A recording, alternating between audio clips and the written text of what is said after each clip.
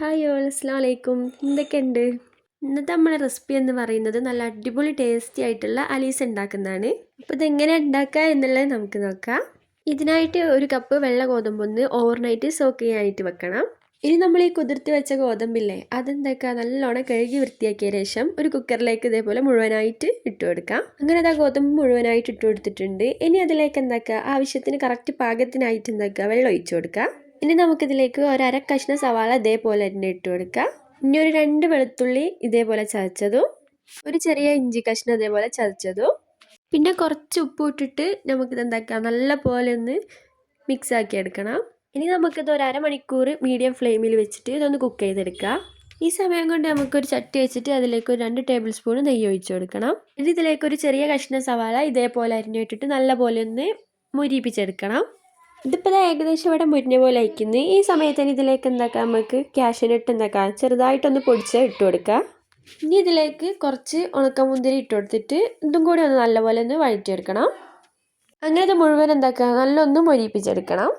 അങ്ങനെ അത് നല്ല പോലെ മൊരിഞ്ഞ് വന്നിരിക്കുന്നത്. ഇനി ഫ്ലെയിം ഓഫ് ചെയ്യാം. അങ്ങനെ ഇത് അരമണിക്കൂറിന് ശേഷം നമ്മുടെ ഗോതമ്പ് ഇത് അവിടെ നല്ല പോലെ വെന്ത് വന്നിരിക്കുന്നത്. ഇനി ഗോതമ്പിലേക്ക് ഒരു ചെറിയ കഷ്ണം പട്ടയും പിന്നെ ഒരു ഗ്രാമ്പൂ ഇട്ടിട്ട് നമുക്കിതൊരു 5 മിനിറ്റ് അടച്ചു വെക്കാം. അത് 5 മിനിറ്റിന് ശേഷം അത് തുറന്നിട്ടുണ്ട്. എന്നിട്ട് നമുക്കൊന്ന് ചെറുതായിട്ട് ഇതൊന്ന് അരച്ചെടുക്കണം. അരയ്ക്കുമ്പോൾ ആ പട്ടയും ഗ്രാമ്പും മാറ്റി വെച്ചിട്ട് വേണം അരയ്ക്കാൻ, അത് ഇതിൽ പെടരുത്. എന്നിട്ട് ബാക്കിയുള്ള നമുക്ക് മുഴുവനായിട്ടൊന്ന് ചെറുതായിട്ടൊന്ന് അരച്ചെടുക്കണം. ഇനി നമുക്കിതിലേക്ക് ഒരു കപ്പ് കട്ടിയുള്ള തേങ്ങാപ്പാൽ ഒഴിച്ചു കൊടുത്തിട്ട് ഇത് നല്ലപോലെ ഒന്ന് മിക്സ് ചെയ്തെടുക്കാം. മിക്സ് ചെയ്യുന്ന കൂട്ടത്തിൽ ഇതിലേക്ക് നമ്മൾ നേരത്തെ മൊരിച്ച് വെച്ച ഉള്ളില്ലേ അതിലുള്ള നെയ്യ് എന്താക്കുക ഒരു സ്പൂണ് ഇതിലേക്ക് ഒഴിച്ചു കൊടുക്കുക. എന്നിട്ട് ഇതൊന്ന് നല്ല പോലെ ഒന്ന് മിക്സ് ചെയ്തെടുക്കണം.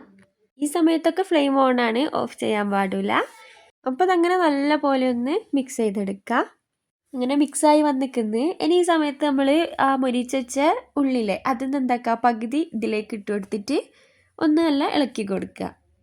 അങ്ങനെ അത് നല്ല പോലെ ഇളക്കിയെല്ലാം അത് നല്ല പോലെ മിക്സായി വന്നിരിക്കുന്നത്. അപ്പോൾ നമ്മുടെ അലീസ റെഡി ആയിട്ടുണ്ട്. ഇത്രയുള്ളത് ഉണ്ടാക്കാനായിട്ട് വളരെ എളുപ്പമാണ് ഇത് ഉണ്ടാക്കാനായിട്ട്. അതേപോലെ തന്നെ നല്ല ടേസ്റ്റാണ് ഇത് കഴിക്കാനായിട്ട്. കൂടുതലും ആൾക്കാർ ഇതിൻ്റെ മേലെ പഞ്ചസാരയും കൂടി ഇട്ടിട്ടാണ് കഴിക്കുക. അങ്ങനെ പഞ്ചസാര ഇട്ടിട്ട് കഴിക്കാനും അല്ലാതെ കഴിക്കാനും ഇത് നല്ല ടേസ്റ്റാണ്. അപ്പോൾ നിങ്ങളിത് എന്തായാലും ഒന്ന് ട്രൈ ചെയ്ത് നോക്കണം. അപ്പോൾ ഇത്രയുള്ളൂ വീഡിയോ ഇഷ്ടമായെങ്കിൽ ലൈക്ക് ഷെയർ സബ്സ്ക്രൈബ് ചെയ്യണേ. പുതിയൊരു വീഡിയോ ആയിട്ട് വീണ്ടും കാണുന്നത് വരേക്കും ബൈ.